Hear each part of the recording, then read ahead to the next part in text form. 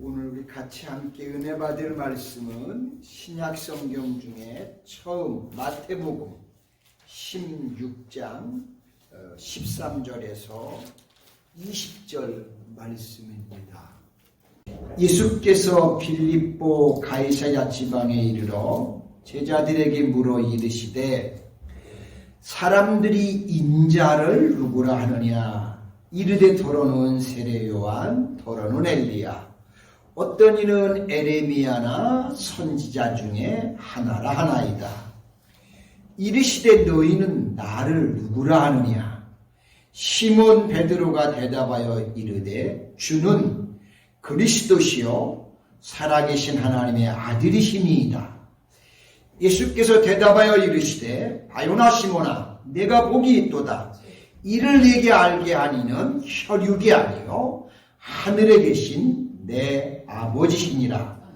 또 내가 네게 이르노니 너는 베드로라. 내가 이 반석 위에 내 교회를 세우리니 음부의 권세가 이기지 못하리라. 내가 천국 열쇠를 내게 주리니 내가 땅 위에서 무엇이든지 매면 하늘에서도 매일 것이요 네가 땅에서 무엇이든지 풀면 하늘에서도 풀리리라 하시고, 이에 제자들에게 경고하사 자기가 그리스도인 것을 아무에게도 이르지 말라 하시니라. 아멘. 여러분 모두 한 주간 동안 평안하셨어요? 네. 저희 가정도 여러분들의 덕분 가운데, 기도 덕분 가운데 또 평안하게 이렇게 4월을 맞이합니다. 자, 오늘 함께 읽은 말씀을 통해 신앙 고백 위에 세워진 교회라는 그런 제목으로 은혜를 나누기 원합니다. 4월 7일은 저희 로스캐롤라이나 한인교회가 세워진 지 54주년이 되는 매우 의미 있고 뜻깊은 날입니다. 자, 그동안 교회를 위해서 몸과 또 마음과 기도와 또 사랑과 물질로 헌신하며 섬겨주신 여러분 모두에게 진심으로 감사를 드립니다. 자, 이 땅 위에 하나님의 교회가 세워지는 과정에는 수많은 성도님들의 기도와 눈물과 또 헌신과 수고와 피와 땀이 있었을 것입니다. 뿐만 아니라 지금까지 변함없는 사랑으로 우리와 함께 동행해 주시고 인도해 주신 하나님과 또 여러분들께 진심으로 감사를 드립니다.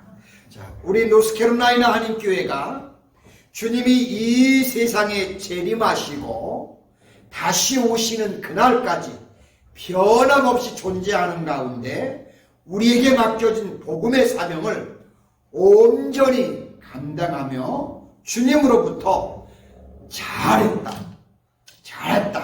이렇게 칭찬받는 충성스러운 교회와 성도님 모두가 되실 수 있기를 간절히 소망합니다. 예수님의 사역에서 하나의 분기점을 이루는 시점이 있다면 그것은 제자들과 함께 가이사랴 빌립보 지역에 가셨을 때 제자들에게 예수님이 질문하시기를 사람들이 신약 성경에서 인자라는 말은 예수님의 또 다른 호칭입니다. 그러니까 사람들이 인자를, 즉 나를 누구라고 하느냐라고 이렇게 질문을 제자들에게 하셨습니다.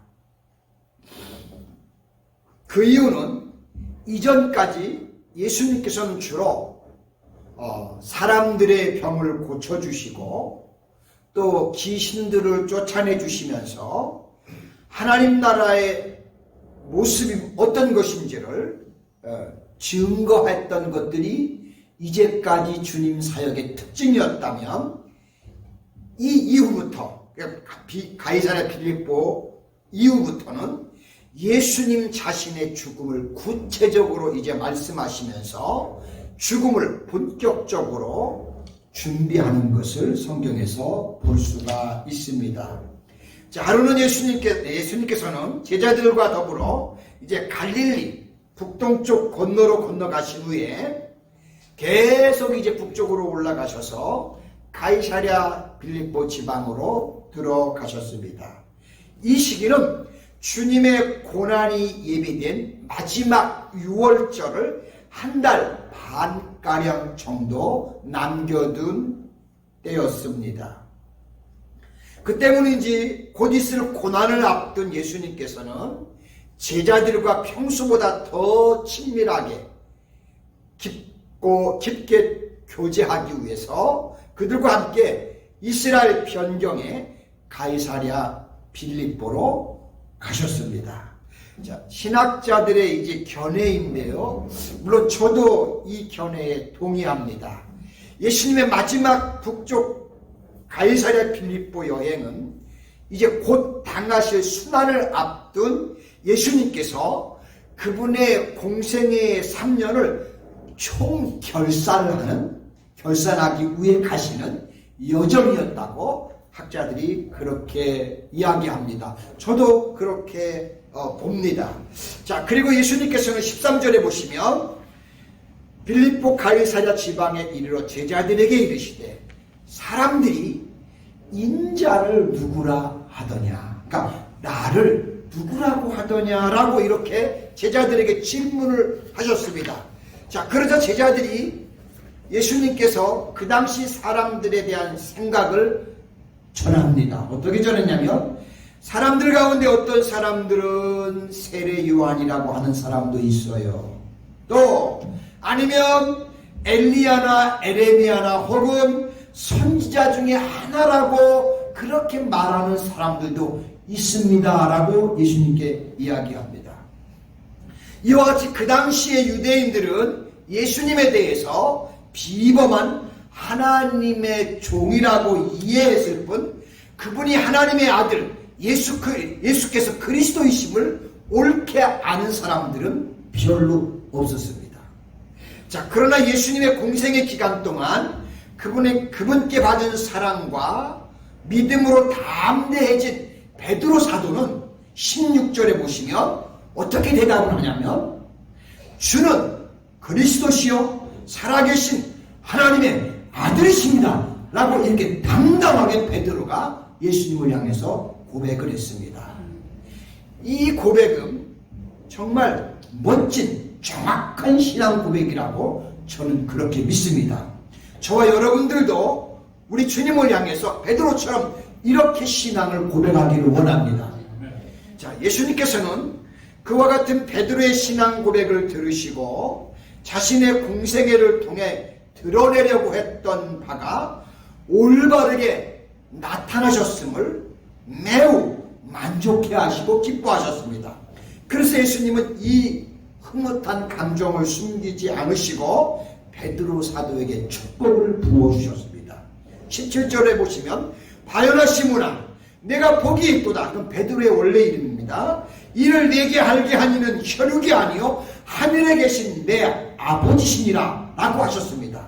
다시 말씀드리면 예수님께서는 베드로 사도가 예수님이 행하신 업적들을 보면서 과장되게 고백하는 것이 아니라 하나님께서 베드로 사도의 마음속에 심어준 믿음의 신앙 고백을 할 수 있도록 해주셨고 또 그것을 들으시면서 예수님은 뭐라고 하냐면 그런 믿음의 고백 위에 그 터 위에 교회를 세워주시겠다고 말씀하셨습니다.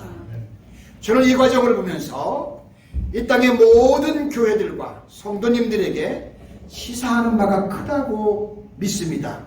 교회는 베드로 사도와 같은 신앙 고백을 하는 사람들이 모여서 결국 든든하게 세워져 간다는 것입니다. 저희 노스캐롤라이나 한인교회 역시 이런 고백이 있을 때 하나님이 든든히 마지막 그 순간까지 우리 교회를 세우시고 지키시고 함께 하시고 축복하실 줄로 믿습니다. 자, 예수님께서는 베드로 사도의 고백을 받으시고 기뻐하시면서 그분을 축복해 주셨습니다. 자, 그렇다면 베드로 사도에게 주신 주님의 축복은 무엇이었을까요? 주님을 향하여 신앙을 고백하는 사람들에게 주시는 축복입니다. 우리가 잘 눈여겨보셨으면 좋겠습니다. 첫째는 교회의 반석이 되리라는 축복을 주셨습니다. 18절에 보시면 내가 내게 이르노니 너는 베드로라. 내가 이 반석 위에, 즉 네가 고백한 그 신앙 고백 위에 내 교회를 세우리니 음부의 권세가 이기지 못하리라 라고 그렇게 말씀하셨습니다. 베드로 사도의 본래 이름은 시몬이었습니다. 그러나 이 신앙 고백 이후에 예수님께서 베드로, 즉 반석, 돌이라는 이름을 그에게 붙여주셨습니다. 그리고 예수님께서는 조금 전에 보신 것처럼 내가 이 반석 위에 내 교회를 세우리니 음부의 권세가 이기지 못하리라고 하시며, 주님은 베드로 사도의 온전한 신앙 고백 위에 주님의 교회가 세워질 것이며 이 교회는 영원하다는 축복을 이렇게 약속을 제자들 앞에서 하셨습니다. 그렇습니다. 교회는 베드로 사도처럼 하나님과 주님을 향한 성도들의 온전한 신앙 고백이 있는 한 절대로 무너지지 않습니다. 왜냐하면 교회는 성도님들의 신앙 고백 위에 든든히 세워지기 때문입니다. 뿐만 아니라 우리의 삶도 마찬가지입니다. 매일매일의 순간 속에서 우리의 입술로 주님을 늘 시인하는 겁니다. 주님, 저 연약합니다. 주님, 저 좀 도와주세요. 주님, 저 붙들어 주세요. 주님, 우리 기업에, 우리 가정에 역사해 주세요. 주님이 축복해 주세요. 성령께서 함께 하시고 역사하셔서 모든 것이 합력하여 선을 이루어질 수 있게 축복해 주세요 라고 우리가 늘 우리의 입술로 주님께 고백하는 겁니다. 우리의 입술로 시인하며 고백하는 그 자리는 절대로 무너지지 않습니다. 그곳에 하나님의 놀라운 역사와 축복이 있습니다. 저는 우리 노스캐롤라이나 한인교회와 우리 성도님들의 삶과 자녀와 기업 위에 이런 놀라운 축복이 함께 하시기를 간절히 소망합니다. 두 번째는 음부의 권세가 이기지 못하게 하시겠다고 말씀하셨습니다. 예수님께서는 베드로 사도의 신앙 고백을 들으시고 18절을 다시 보시면 또 내가 내게 이르노니 너는 베드로라. 이 반석 위에 내 교회를 세우리니 음부의 권세가 이기지 못하리라고 하셨습니다. 자, 베드로의 신앙 고백을 들으신 예수님께서는 정말 엄청난 선언을 하셨습니다. 베드로 사도의 신앙 고백 위에 예수님의 교회를 세우시겠다는 말씀을 하셨습니다. 복음서 전체에서 처음으로 교회라는 단어가 여기에서 등장합니다. 교회라는 말이 이 신앙 고백에서 나왔다는 사실입니다.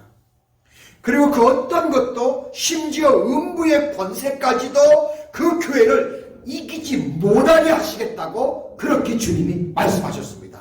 그러니까 교회는 예수님이 모든 것의 승리의 근원이 될 것이고 승리의 완성이 될 거라고 베드로 사도에게 교회를 그렇게 약속하셨습니다. 즉 교회는 주님이 오시는 그날까지 영원히 승리하게 하실 것이라고 약속하셨습니다. 이것은 인류 역사 가운데서도 증명이 되었습니다. 여러분, 인류 역사 가운데 교회를 말살하려고, 복음을 없애려고 수많은 핍박과 잔혹한 박해가 얼마나 많이 자행됐는지 모릅니다. 하지만 그럼에도 불구하고 그런 가운데서도 교회는 지금까지 여전히 살아남아서 이 세상의 빛과 소금과 등불이 되고 있습니다. 오히려 전 세계를 복음으로 지금도 정복해 가고 있습니다. 예수님께서는 시몬 베드로의 신앙 고백을 들으시고 너는 베드로라. 내가 이 반석 위에 내 교회를 세우겠다는 말씀을 하셨는데 여러분, 이게 과연 무슨 뜻일까요? 로마 천주교회 같은 경우에는 이 베드로의 요 고백을 베드로라는 사람 위에 교회를 세우겠다는 뜻으로 해석을 하고 받아들였어요. 베드로에게 세우겠다는 식으로 로마 천주교에서는 이걸 인정했는데, 그러나 예수님께서는 자신의 교회를 어디에 세우십니까? 예수님 자신과 자신의 진리 위에 교회를 세우십니다. 바울사도께서 에베소 2장 20절에 보시면 너희는 사도들과 선지자들의 터위의 세우심을 입은 자라 그리스도 예수께서 친히 모퉁이 돌이 되셨느니라 라고 말씀하신 것처럼 예수님 자신 위에 교회를 세우십니다. 베드로가 한 것은 그가 예수님에 대한 그동안에 겪으면서 만났던 예수님은 이런 분이구나 하고 신앙을 고백한 거지, 거기에 베드로가 어떤 교회를 뭐 하겠다는 그런 것이 아니었습니다. 주님은 그 신앙 고백을 받으시면서 그런 고백 위에다가 이제는 교회를 세워서 영원히 이 땅에 하나님의 나라를 선포하겠다고 말씀한 겁니다. 그러므로 예수님이 직접 말씀하신 것처럼 교회는 이렇게 주님에 의해서 세워짐으로 음부의 권세도 세상의 어떤 권세도 그 무엇도 이것을 이기지를 못합니다. 온 세상에 복음이 전파되는 그날까지 교회는 반드시 승리합니다. 우리 노스캐롤라이나 한인교회도 이런 교회로 주님으로부터 쓰임받기를 소망합니다. 세 번째는 내고 푸는 권세를 부여하시겠다고 약속하셨습니다. 자, 주님께서는 베드로를 향해 19절에 보시면 내가 천국 열쇠를 내게 주리니 내가 땅에서 무엇이든지 매면 하늘에서도 매일 것이요 내가 땅에서 무엇이든지 풀면 하늘에서도 풀리리라고 하셨습니다. 자, 우리 사랑하는 노스캐롤라이나 한인교회 성도 여러분, 예수님께서 베드로 사도에게 주신 이 천국 열쇠, 과연 이게 뭘까요? 제가 가지고 있는 몇 가지 주석들을 살펴보니까 여기서 열쇠라는 것은 주인이 청지기로 임명된 사람에게 주는 것으로서 창고 관리에 대한 전권을 위임한다는 뜻을 가지고 있는 말입니다. 그렇다면 베드로 사도에게 이것을 부여하셨는데 이 축복은 베드로 사도에게 구원과 천국에 이르게 하는 복음의 사역을 맡기시겠다는 것을 의미합니다. 이건 모든 신학자들이 보는 견해는 이거였습니다. 이 열쇠를 준다는 것은 결국은 구원과 천국에 이르는 이 복음의 사역을 너의 그 신앙 고백에 이걸 맡기겠다라고 그렇게 말씀하신 의미로 해석하는 걸 봅니다. 자, 그리고 베드로 사도가 내가 이 땅에서 무엇이든지 매면 하늘에서도 매일 것이요 내가 땅에서 무엇이든지 풀면 하늘에서도 풀리라고 하셨는데 이것은 매고 푸는 권능이 이 베드로 사역에 복음 사역에 나타나게 될 거라고 예수님이 약속하신 말씀입니다. 실제로 베드로 사도의 복음 사역 가운데 구원의 길과 순종의 도를 따르기 위해 금해야 할 것과 행해야 할 것들에 대한 결정이 이 베드로 사도에게 주어지는 것을 볼 수 있습니다. 다시 말씀드리면 열린 마음으로 복음을 영접하는 사람들에게는 구원의 복음을 전하고 배교자나 불신자에게는 심판을 증거하는 권세가 베드로 사도에게 주어진 겁니다. 이것은 예수님께서 베드로 사도의 신앙 고백에 대해 어마어마한 능력으로 그분에게 보답으로 주신 상이었습니다.